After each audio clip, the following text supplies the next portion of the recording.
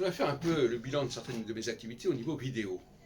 Vous savez que pour moi, un leader, c'est quelqu'un qui arrive à changer les coutumes, changer les habitudes, dans tous les domaines, quels qu'ils soient, dans quelques domaines que ce soit. Et donc, introduire des pratiques vidéo dans des milieux qui ne les connaissent pas, qui ne les acceptent pas a priori, c'est une activité tout à fait caractéristique du leader, qui doit s'exercer dans toutes sortes de domaines, mais là en l'occurrence. Et moi je trouve que j'ai introduit les pratiques vidéo, c'est-à-dire de se faire filmer, dans 3 milieux. Le milieu des astrologues, que j'ai filmé et que j'ai interviewé. Le milieu des voyants, et j'ai filmé et interviewé un très grand nombre de voyants, médiums, etc.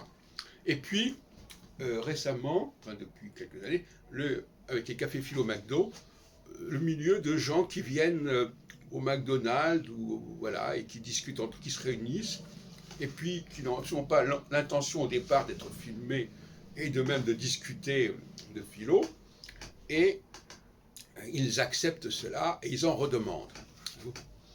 Eh bien, c'est assez, je ne dis pas que c'est mon titre de gloire principal, non, mais ça fait partie du paysage du leader. Le leader, il parvient à changer les attitudes, les comportements, les pratiques, les coutumes, etc. Et c'est déjà une réussite d'y parvenir, parce que ça fait bouger les choses. Moi, je dis toujours, par-delà le bien et le mal, parce qu'on va dire, est-ce que c'était bien, est-ce que c'était mal? Non, la question n'est pas là. La question est de savoir s'il y a eu du changement, il y a eu du mouvement, ou pas. Est-ce qu'on est arrivé à modifier les comportements des uns et des autres, dans un groupe donné? C'est ça qui est important. Ce n'est pas, si on commence à introduire la notion de morale, on n'en finit pas. Et c'est-à-dire ce qui est souvent, le mot moral est souvent très utilisé en fait. Hein, par exemple, telle façon de faire n'est pas correcte, n'est pas valable, n'est pas ceci, n'est pas cela.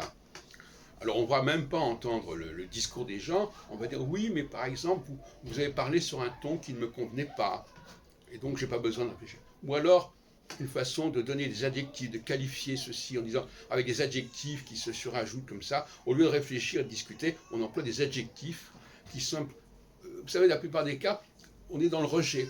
C'est la rhétorique du rejet. Les gens apprennent à rejeter, avec des mots grossiers, à des attitudes obscènes, ils sont dans le rejet. Et le rejet fait pendant au déni. Le déni, qui est aussi ce qu'on peut appeler la mauvaise foi par certains côtés, parce que je viens d'écouter une émission sur Sartre et Massal, le déni et le rejet, voilà. Alors, quand on est dans une sorte de dialectique déni-rejet, on est mal parti. Mais en même temps, ça fait partie d'un groupe, d'une fraternité particulière, qui est ce qu'elle est.